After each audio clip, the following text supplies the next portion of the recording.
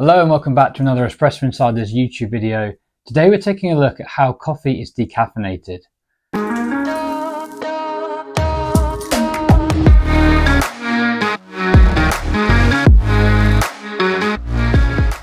Now you might be surprised to realise that decaf coffee doesn't grow on trees.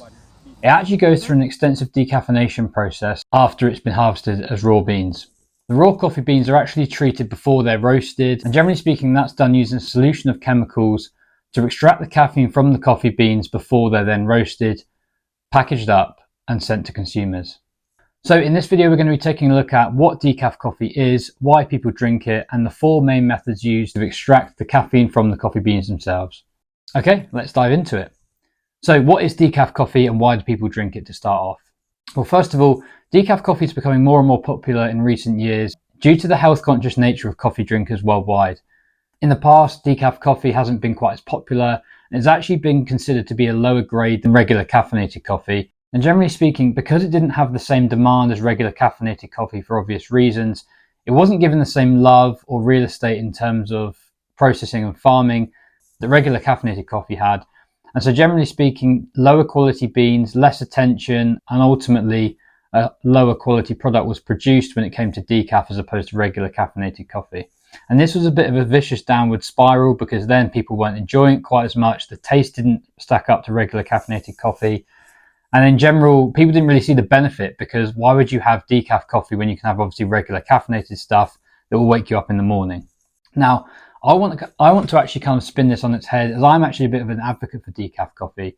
Since specialty coffee has become a lot more popular in recent years and the processing of specialty grade coffee has become more accessible across the world, decaf coffee has actually become much better in terms of its quality, its taste, and it actually stands up to regular caffeinated coffee nowadays.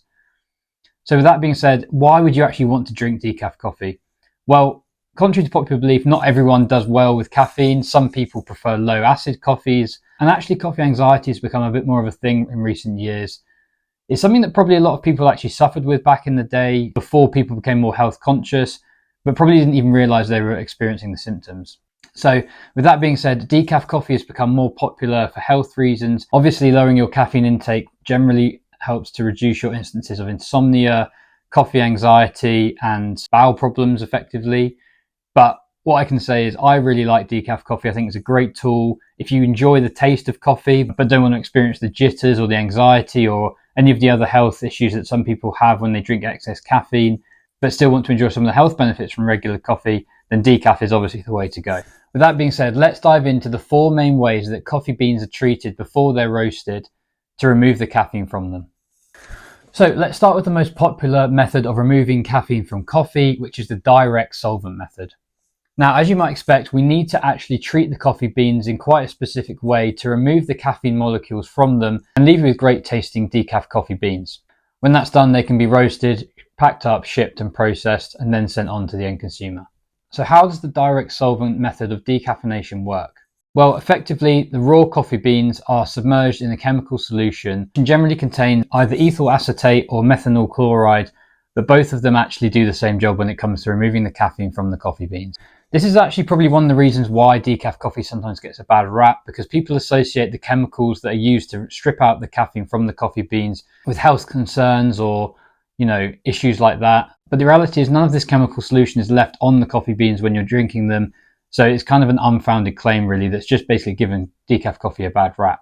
Effectively, this is a pretty simple process that's usually done at scale for mass-produced coffee. And the coffee beans are basically left in this chemical solution for about 10 to 12 hours, washed multiple times to remove the larger caffeine molecules from the underlying coffee beans, and then they're ready to be distributed to the world. Despite this not being the most natural process in the world, it definitely is the most popular and cost effective, and ultimately is a big reason why we have so much decaf coffee to choose from nowadays. Another solvent-based way to remove caffeine from coffee beans is the indirect solvent method. This is a much more complicated but arguably cleaner way to remove caffeine from coffee, and it basically involves removing most of the essential compounds from the coffee, stripping them away, washing down the beans and adding the flavour back in once the caffeine's actually been removed.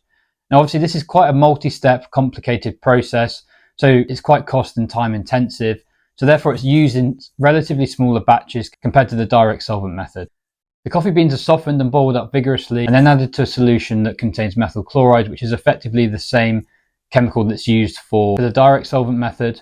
From here, the methyl chloride then binds to the caffeine molecules as they evaporate away, effectively removing them from the coffee flavoured soup. The raw beans that have effectively been stripped of all of their oils are then reintroduced to this decaffeinated coffee soup. They're allowed to reabsorb all those essential coffee oils and flavours, and then they're ready to go. Although chemicals are used during this process, technically speaking, the coffee beans never actually touch the chemical infused soup, as they're removed before the methyl chloride is actually added to the coffee solution itself. Once the caffeine has been evaporated away, the coffee beans are then added back to the pot, and they never actually come into contact with any of the chemicals themselves. So technically, this is why it's called the indirect solution method. The next method on our list is the supercritical carbon dioxide method. Again, this is even more natural than using any chemicals at all, as you're just using carbon dioxide to effectively pressurize the beans and remove the caffeine, but it is a very cost and time intensive method. This is a very space age process that effectively involves pressurizing the coffee beans into a carbon dioxide solution. Under intense pressure, carbon dioxide becomes a liquid and can effectively be used to strip out the caffeine from the coffee beans. Again, like some of these other methods, the coffee beans are first soaked in hot water to make them more soluble and remove the essential oils from them. These softened coffee beans are then added to a pressurized container that contains liquid carbon dioxide. The pressure is so intense that it's actually around 300 atmospheres, so it's possible for the carbon dioxide to become a liquid. The way this process works is that because the coffee beans have been soaked in water, their pores open up just like when you wash your face. The smaller caffeine molecules are able to escape through the pores, but the larger flavour molecules are left behind, so you still get that nice flavoursome coffee. Once the process is complete, the carbon dioxide and caffeine infused solution effectively seeps out of the machine, leaving behind naturally decaffeinated coffee. The whole process takes around 12 hours, and like I say, it's very cost and time intensive. So again, you really are paying for this process being more natural than the chemical-based methods. Finally, we're going to take a look at the most popular and natural method, which is actually called the Swiss water process.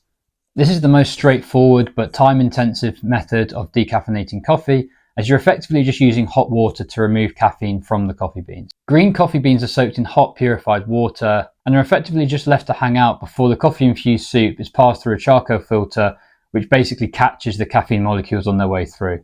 Again, this is quite a time-intensive method, but it does leave 99% caffeine-free coffee beans behind. It's also a very marketable method. Most of the specialty grade, high-quality coffee that you come across that's decaffeinated will boast that it's used the Swiss water process as a bit of a marketing ploy as well.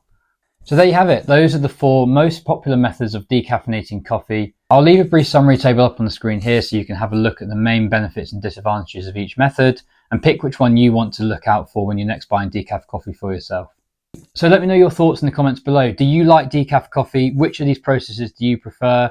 Do you have a preference at all? Did you even know that this is how coffee is decaffeinated in the first place? Let me know in the comments below. I've written up a full article at espressoinsiders.com, and the website's also gone through a fresh redesign recently, so check it out online at espressoinsiders.com and you can have a full read of the article there.